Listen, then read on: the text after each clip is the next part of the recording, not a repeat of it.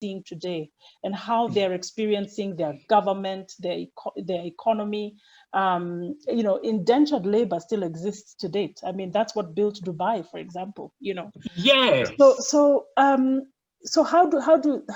what would you advise? I mean, having gone through the process of writing many books, you're a poet and you've obviously read a lot of books.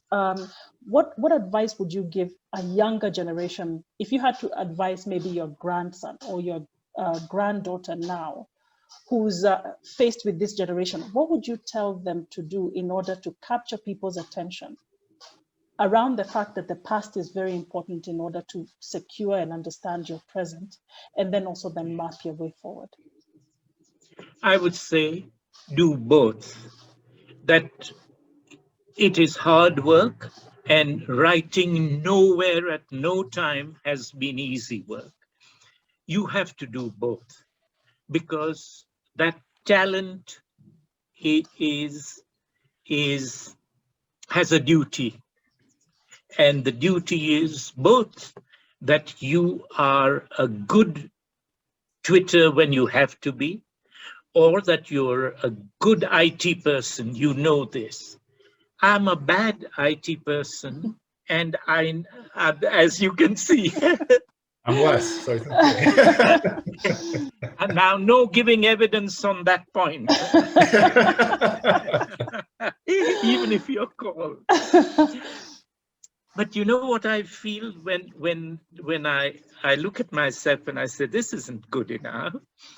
But I feel when I started out in practice in the mid-60s,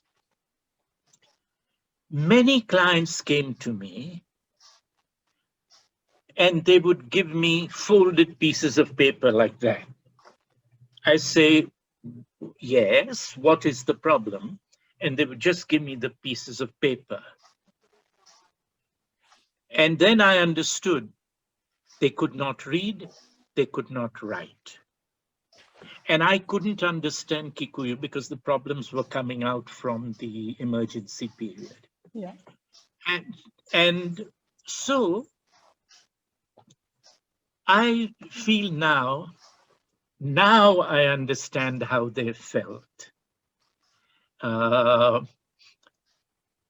Disabled.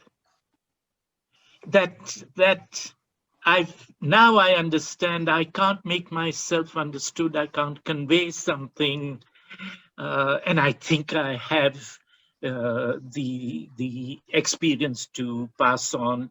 They have an experience to pass on, an injustice to hand over, and so I would say to the young people, you must be technically able to live in your time. And wow. I've seen they couldn't, I can't now. Be able to do that. Secondly, there are millions of people who are creative with a second non-creative, I use it loosely, non-creative employment. Millions. And from the beginning, all right? And you've got to do both.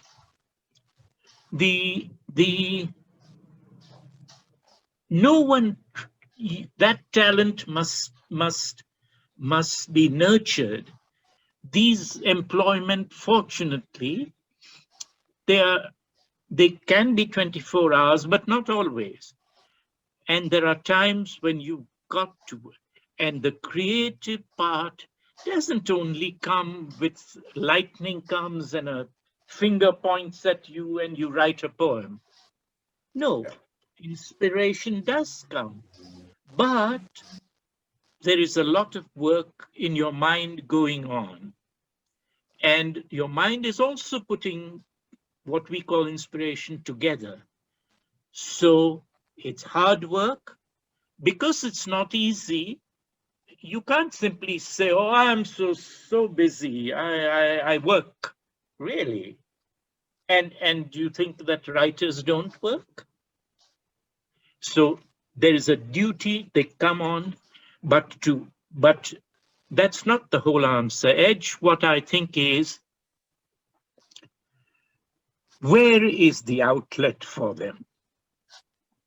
Where is that magazine which you quietly are ambitious to have a place in?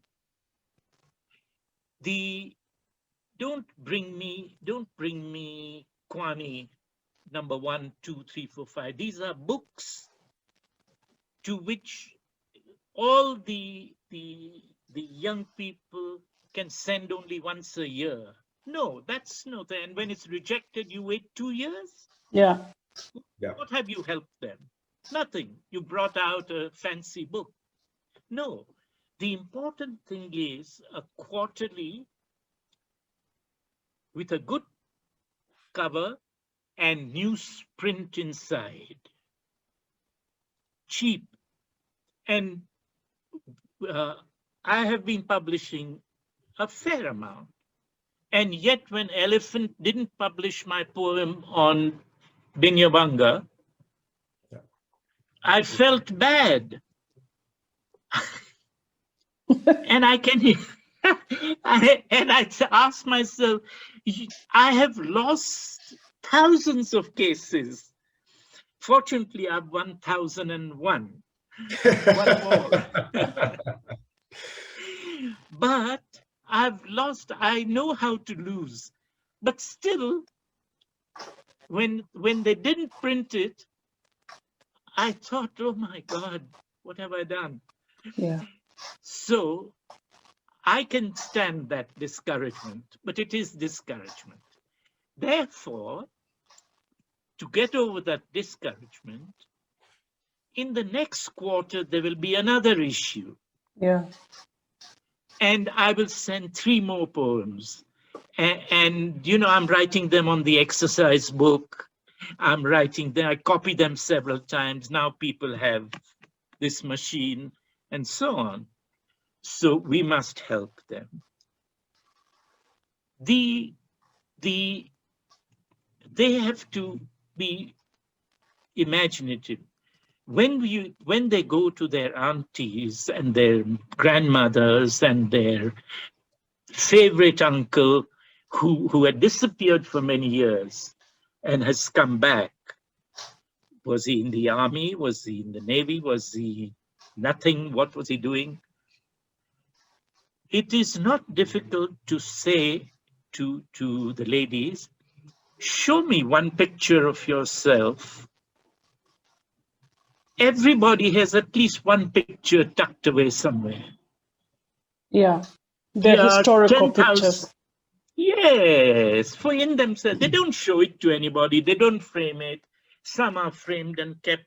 Some people don't even know what's on that wall. It's up to them to begin to lever this out and to get the young people doing so.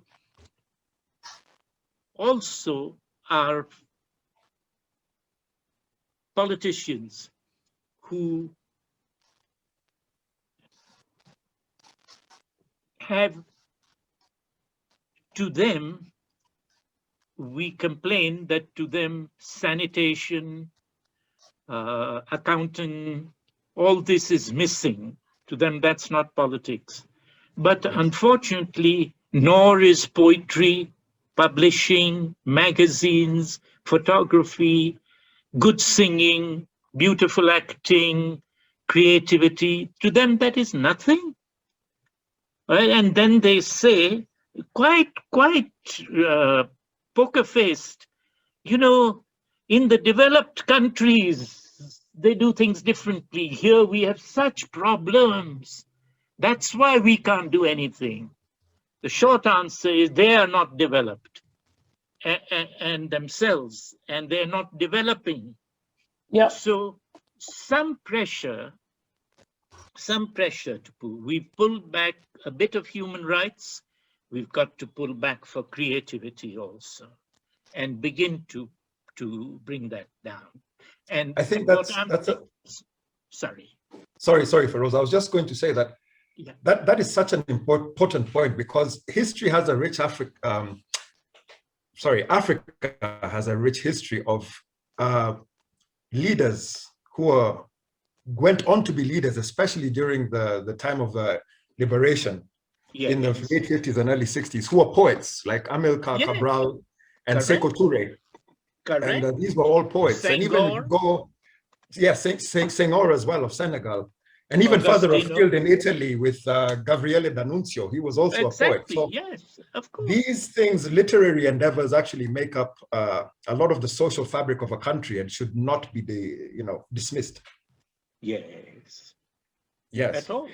And if you got to look closer, what on earth was Nyerere doing translating Shakespeare? Yes. All right. What is the inner push that's coming along? And don't tell me you are busier than him. Exactly. Yes. No. And another aspect, which I found when we were looking at the coolies, we are putting up this exhibition, which I'll tell you more about when it's a little more constructed. One of the things that's come up is every coolie is anonymous.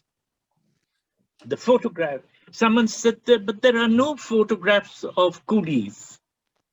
This is we talking. It's like every photograph of every white engineer who are heavily responsible for the railway. Behind them are at least 2-3 dozen coolies standing there. Yes. Isn't it? Yeah. Same thing with the army, same thing with everything. So we have to pull those photos and pull it out. Let me give you an example here. In the Kenya journey, you'll see a photograph of my grandmother. The grandfather is on the cover, and he's in almost every picture wherever there's a train. But opposite him is my grandmother. That image was pulled out of the group photograph, which is on the next page. Yes. And so it is about that much. So I presented it to Joseph. Joseph was, Onyanga was doing my setting. Yeah. And so as he was fiddling, the photograph would come in and out. I said, can you enlarge only that part? He said, yeah, if you want to. I said, can you put it on my grandmother? And so he drew it out. That photograph was taken in 1924. Wow. And as the photo came out, Edge, I'm not exaggerating even one sec. I had only seen my grandmother when she was 80 plus consciously. Yeah. And there was no other photograph of her which showed, and it was the first time in my life, by then I was close to 70, that I had seen her at the age of 50. Wow. I'm telling you, and it was my sister's face. Yeah. Wow. She had got the features there from Granny. But no one, when I showed it to my cousins, they say, who's this? Wow. I'm telling you, we've got a stunner awaiting us when we slowly ping those pictures out of those families, of the coolies, or of the soldiers who were in the First World War, of the carrier corps. Do it, and I'm telling you, these people will be ashamed. That is amazing, Pheroze, just what you've said. My grandfather, maternal grandfather, actually fought in the Second World War. Right. And he was sent to Myanmar, which is formerly Burma, yeah. And Burma. many years later, my father was posted in Myanmar. So we moved there as a family. Wow. And shock on us, he actually told us all the places that you can go to that are historical sites. He told us about Mandalay, about Pagan, that is thousands and thousands of years old. And he told us about a war cemetery that he hears was formulated. And so when we were in Myanmar, we actually went to the war cemetery in a place called Memyo. And it's amazing, Pheroze, when you go there. It's like just pillars and pillars of East African soldiers. You know, you just see names from Uganda, Chizito. Wow. You will see Kisi names, you will see Kikuyu names, you see Luo names. You just see all the names that you know exist in East Africa of fallen soldiers, people who never made it back. Luckily, my grandfather made it back. But now, as you speak, Pheroze, I'm really encouraged and inspired to go back and look for photos, for documents, for stories that can be told about what they experienced fighting in Myanmar. Wow. Yeah. Yes.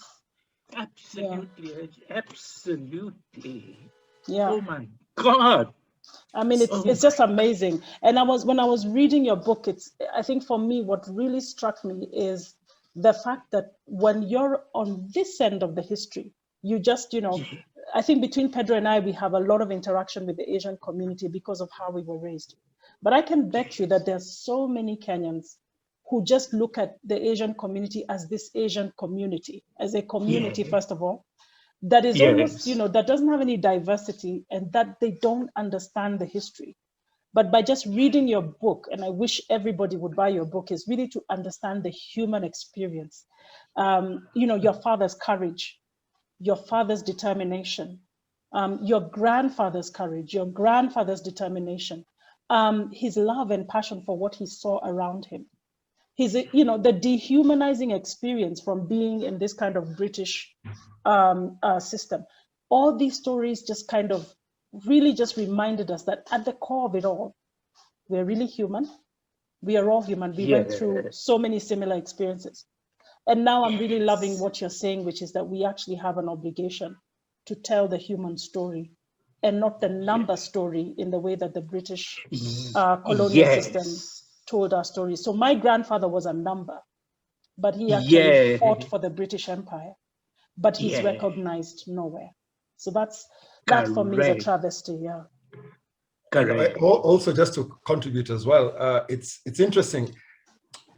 When we first were setting up this interview, Pheroze, I think I mentioned to you that the whole point of this whole series, especially with the history of Indians in the diaspora, was to look for grounds of commonality, to really show that as humanity that we are really all connected. And at the risk of maybe getting too spiritual in my discourse, but that is very interesting because my father as well fought in the Second World War and he was posted in Egypt. And but for me, just because of time constraints, and we're so grateful to you for having given up the best part of over 2 hours of your time. Maybe just in closing, I would like to ask you, what do you think was the significance of Indians being declared the 44th tribe in Kenya in 2017? And how do we move forward in terms of building bridges? And there's a lot of metaphors that we can use, especially as to appertains the building of railways and how the Indians came to build the railways. How do we build those connections? How do we build upon what we have already talked about in our discussion today and the significance of Indians being declared the 44th tribe in Kenya? Sure.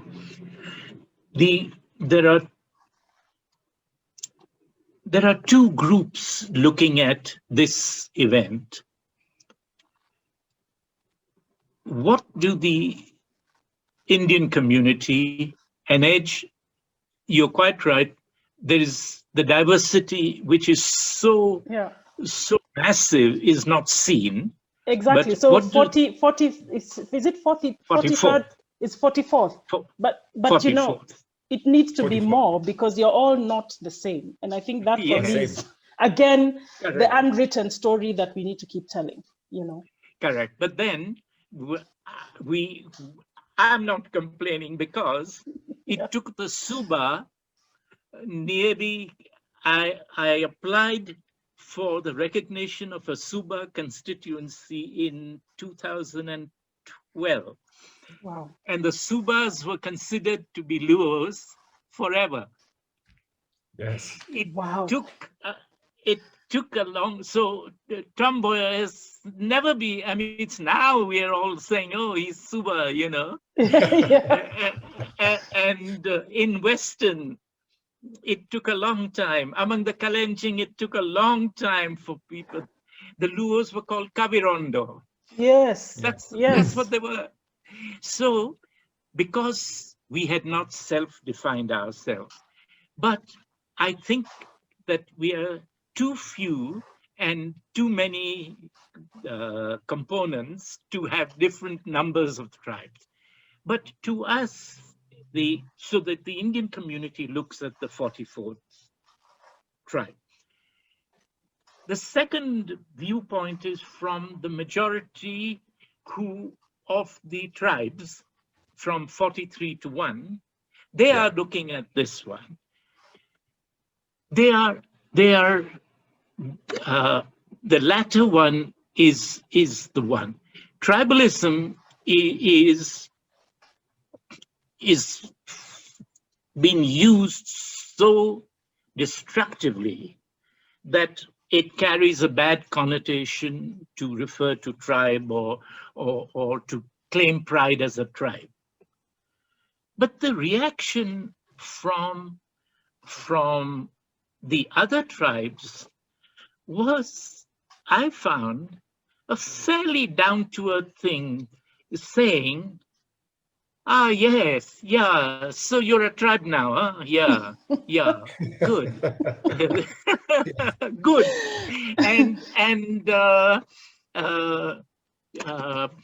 Yeah, so, you know, you're one of Kenya. Yeah. Yes. Now, it actually, when I heard Black Kenyans tell me that, I thought, why don't you think that of, if you're a Luo, why don't you think that of Kikuyus? Yeah. And if you're Kikuyu, why don't you think that of Kalenjin and so on? Yeah. Just that, oh, so now you're a part of Kenya. Yeah. Just that. Yeah. But most importantly, I found that it was nobody said, but you're not a tribe. Nobody said that. Yes. And that was wonderful. To me, it was coming home again. Yeah. Really. Yeah. And so within the Indians themselves, there is one lot who are pushing for it, who were very, very positive and zealous about it. They said we should never be discriminated against. We are Kenyans, and therefore this is the right thing. Fine, even that is fine. But it shows how much we have come to define our relationship in terms of the colonial thing, discrimination, difference, and assimilation. So that's not how Kenyans look at each other. Yeah. If you bring a friend from, say, Kilifi, all right, and you bring him home and your home happens to be in Western, your mom and all her age mates, when introduced, will only say two things: welcome, and will you have some tea? Yeah. The poorer the house, the more the cups will come. Yes. Yeah. He doesn't say either loudly or quietly to you, what's a Digo person? Who is this Digo person? No. True, yes. True. Not how we react. Nobody. So but it's a positive reaction to say, we are now Kenyans, no discrimination, etc. You are not discriminated against. I mean, you shouldn't be against discrimination. You shouldn't be against becoming Inclusion. acknowledged because you've stopped discrimination. No, you should be pleased that there should be no discrimination in Kenya and to anybody. That's one thing. Secondly, there's a little group of intellectual responses which say tribalism is not the basis for any national development. We should be discouraging. Instead, we are adding Makonde, 43, 44 Indians, 45 Nubians. What is this? This is tribalism. No, it's not. It's not tribalism because the use of the tribe has not been as you believe tribalism to be. Yes. Yes. Very important point.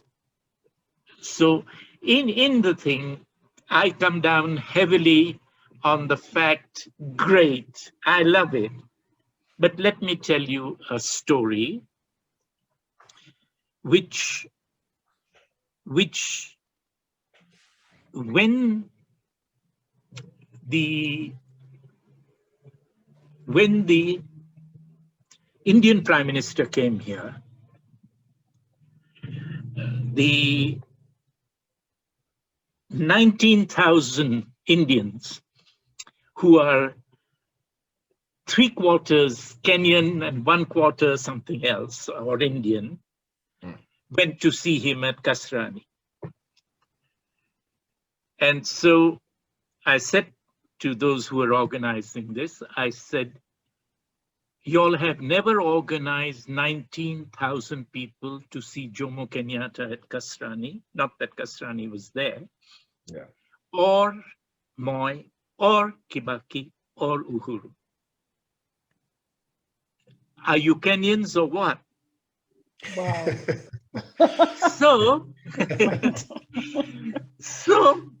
They said, and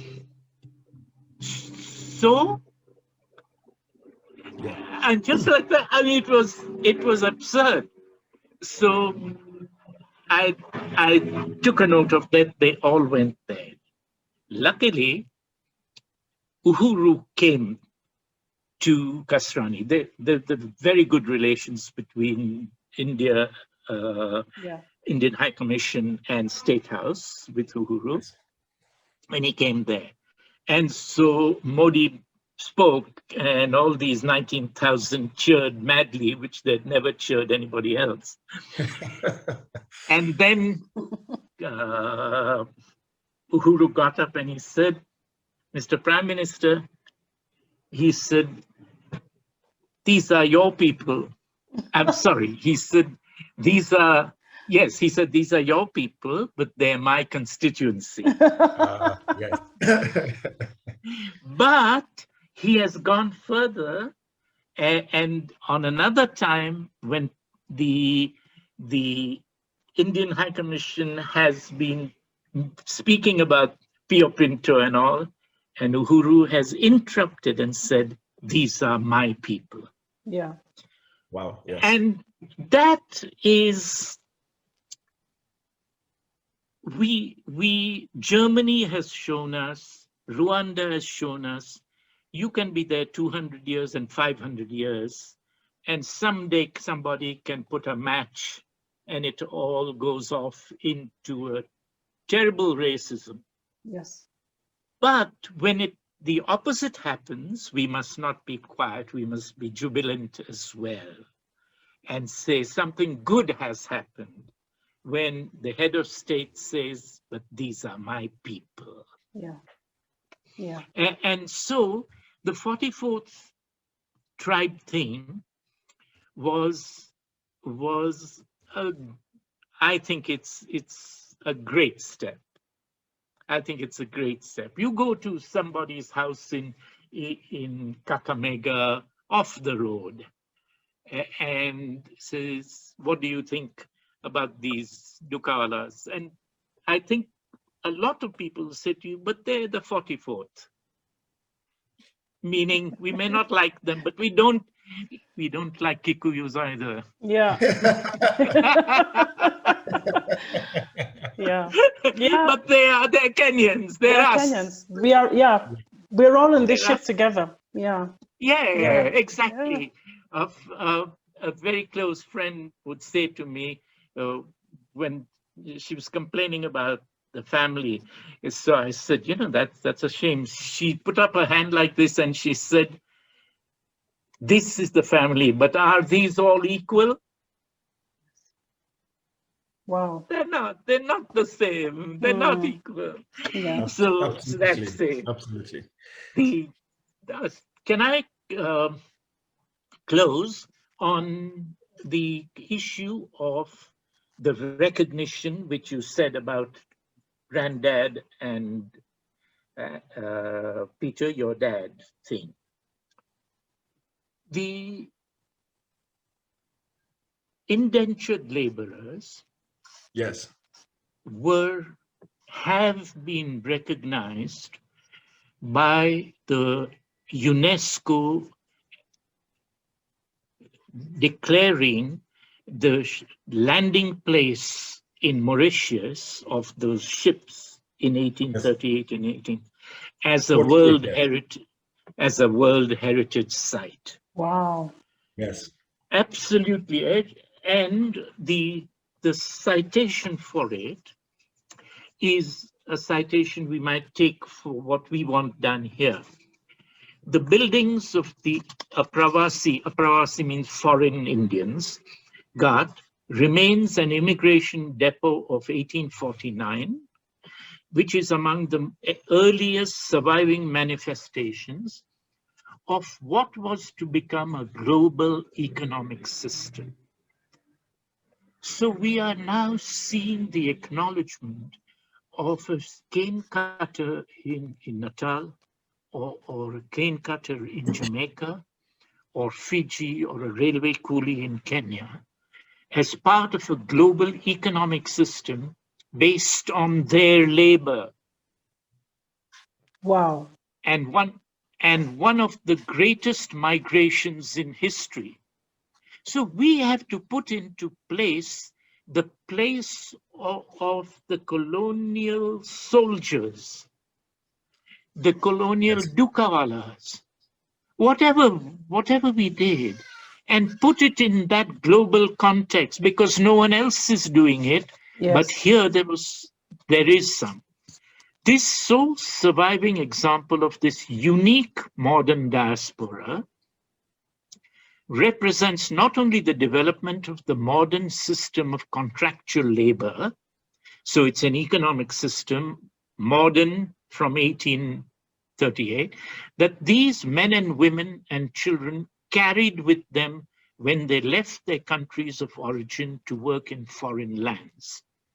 So what did they carry with them? They carried memories, traditions, and values. Yes. Wow.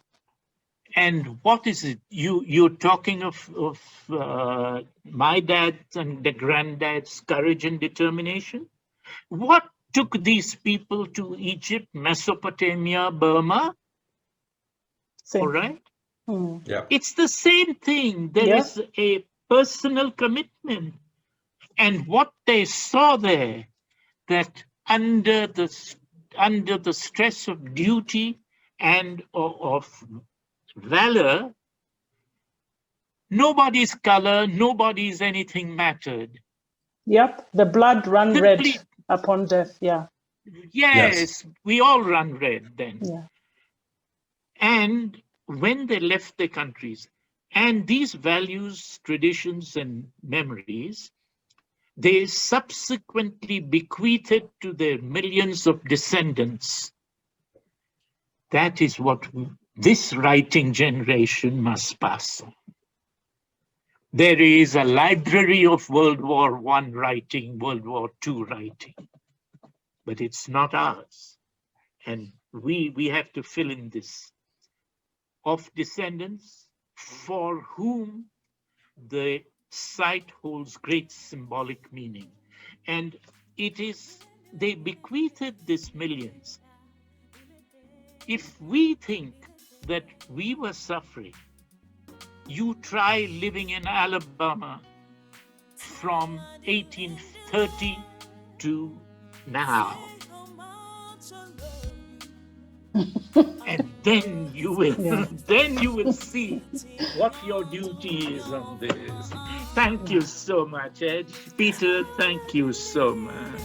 And thank you so much. Thank you so much, Pheroze. And that is actually a beautiful, beautiful way to end this interview, because I'm reminded of a quote from the Bible, which we used to have to read and listen to every speech day in my preparatory school, from 1 Corinthians 3:16. I see. It says, when I was a child, I did things as a child does them. Yeah. Spoke as a child, thought as a child, and did things that amused as a child. Well, it's a bastardization of the quote, so don't quote me on that directly. But the reason I say that is because I have actually been to that heritage site in Port Louis in Mauritius. Wow! As a 10-year-old. But of course, being 10 in 1988, I did not appreciate the significance. And of course, back then it was not a heritage site. No. But listening to your wise words of wisdom has made me appreciate that trip even more. And so I'd really like to thank you for enlightening us with your presence and your greatness and your obvious humility for such an accomplished man to furnish us with his presence for the best part of 3 hours with such intelligence and humility and grace. We are really grateful, and I'm sure my co-host Ejidia Kariuki would like to echo those sentiments as well. Oh yeah, Pheroze, I'm really, really grateful for your time. Just for you and your determination to tell the story, to give people the voice, which I think comes through not just in your writing, I'm sure as a human rights lawyer. That's what you've been doing all your life. And I think your books are testament to your contribution and your deep love for other human beings. And I'm really grateful and honored to have been here with you this afternoon. Thank you, Ed. Thank you, Peter. Welcome, and thank you for having me. Thanks. Thank you. Thank you. So this wraps up the first episode of our series on the history of India and Indians in the diaspora. Once again, we'd like to say a very huge thank you to Mr. Pheroze Nowrojee, who has graced us with his presence and his wisdom and his extensive knowledge. We hope that you enjoyed it. I'm sure you did. And we will continue forward with this series, looking next at the impact on Indian culture and Hindu culture on Rastafari and Jamaicans, who many people will not believe that link actually exists. So tune in for that when we post it.